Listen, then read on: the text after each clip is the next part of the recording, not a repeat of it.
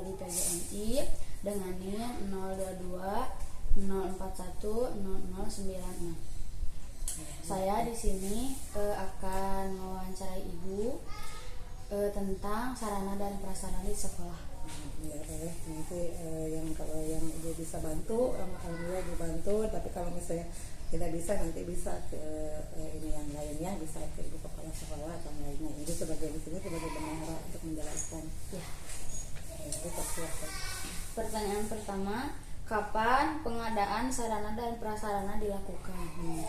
Biasanya kalau prasarana dan prasarana itu dilaksanakan atau dipenuhi itu kalau tidak menjelang tahun pelajaran baru, biasanya ketika semester 1, akhir semester 1 atau misalnya akhir tahun ya. Jadi antara bulan Juni dan bulan Desember. Nah, kenapa kita memenuhinya seperti itu? Karena apalagi untuk perbaikan biasanya ini menunggu saat anak-anak libur sekolah, jadi maksudnya tidak mengganggu gitu, tidak mengganggu pembelajaran. Kemudian bisa juga misalnya ketika tengah-tengah pelajaran itu ketika membutuhkannya darurat, jadi harus secepatnya ya, misalnya ada kerusakan apa kemudian harus diperbaiki, nah baru itu sesuai dengan kebutuhan, tidak waktunya awal pelajaran atau akhir semester 1. Jadi itu disesuaikan dengan kebutuhan. Oh, darurat banget ya Bu ya. Banget, jadi harus cepat diganti gitu. Oh iya. Tapi biasanya mah pas tahun ajaran baru ya, menjelang tahun ajaran baru atau akhir semester 1 ketika liburan sekolah. Ya. Pertanyaan kedua, terdapat fasilitas apa sajakah di sekolah untuk menunjang proses pembelajaran di sekolah?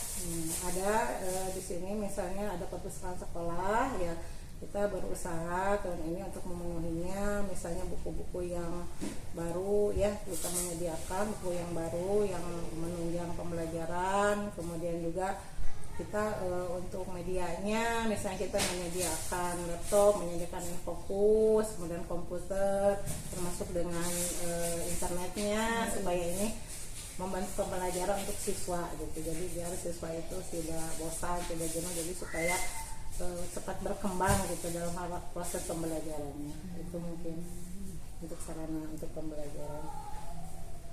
Yang ketiga, apa yang menjadi prioritas sekolah dalam pengelolaan sarana dan prasarana di sekolah? Prioritas sekolah ini mungkin lebih ke yang menunjang pembelajaran tadi ya. Jadi itu mengutamakan itu. Kenapa? Karena memang kita tidak boleh ketinggalan.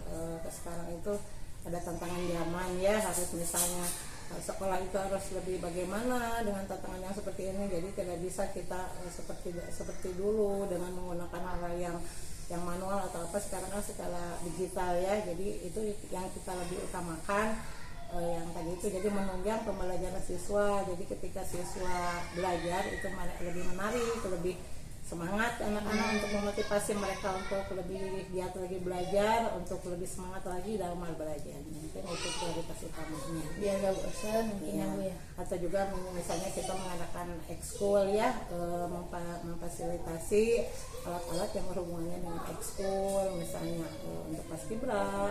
Mungkin ke depannya kita mungkin akan mengadakan drum band atau apa yang menunjang supaya anak-anak lebih kreatif, lebih bisa mengembangkan bakat dan minatnya. Yang keempat, berapa besar biaya yang dianggarkan sekolah untuk pengadaan sarana dan prasarana di sekolah? Biasanya kalau dari BOS karena 60% untuk honor, biasanya untuk sarana prasarana lebih 20%-an kurang lebih. Kita menganggarkan 20% dari keseluruhan dana BOS ya.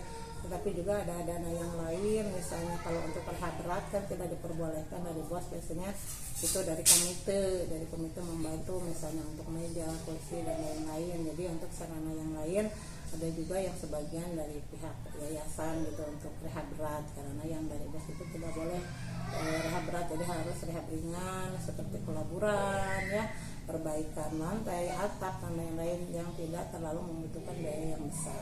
Jadi disesuaikan dengan juknis yang ada gitu. Jadi nggak bisa dari bos semua ya Bu? Ya nggak bisa, jadi udah ada persenannya, misalnya berapa untuk sarana, berapa untuk guru, berapa untuk biaya operasional, tidak melebihi. Apalagi kalau misalnya untuk ada untuk perbaikan, misalnya ini tidak boleh lebih dari 25 juta misalnya, berarti kalau lebih ya nggak bisa. Jadi kita harus punya target. Kalau untuk misalnya untuk kamar mandi satu lokal atau ini harus dananya kurang 25 juta lah dibatas, tidak boleh lebih dari itu. Nah seperti itu. Jadi itu juga untuk 1 tahun. Jadi bisa kita seenaknya misalnya beli ini beli itu tanpa memperhitungkan persenan yang sudah dijelaskan di Diknis gitu. Yang kelima, apakah anggaran sekolah untuk sarana dan prasarana sekolah sudah mencukupi untuk pengadaan dan pemeliharaan fasilitas sekolah?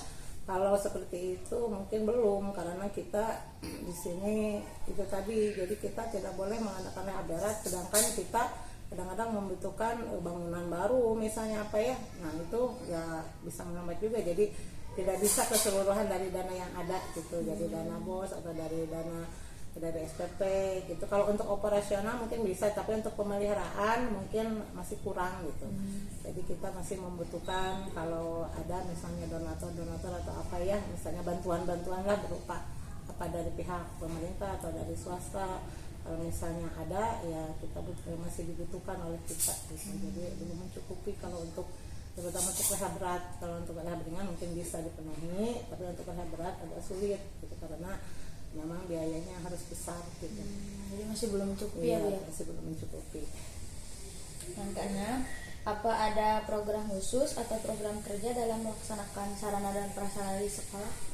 Program khusus mungkin tidak ada, tapi memang ini biasanya kepala sekolah ya yang membuat biasanya untuk program khusus ini.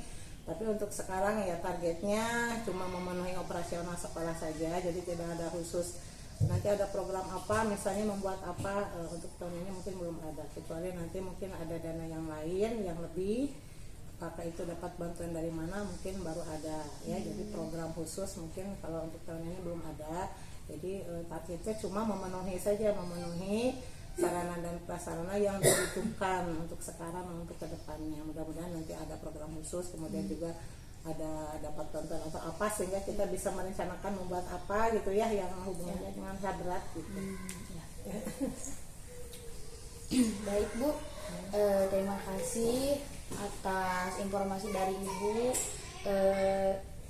Dari ilmu dari Ibu juga saya bisa dapat banyak pengalaman gitu ya Bu ya. Ibu doakan mudah-mudahan lancar kuliahnya, kemudian juga tugasnya dan memuaskan, mendapat nilai yang memuaskan, kemudian juga bisa melanjutkan, nanti bisa berkarir yang bagus, sukses. Amin, ya banyak akhirat ya semuanya. Amin ya. Terima kasih Ibu. Izin pamit. Wassalamualaikum warahmatullahi wabarakatuh. Waalaikumsalam warahmatullahi wabarakatuh.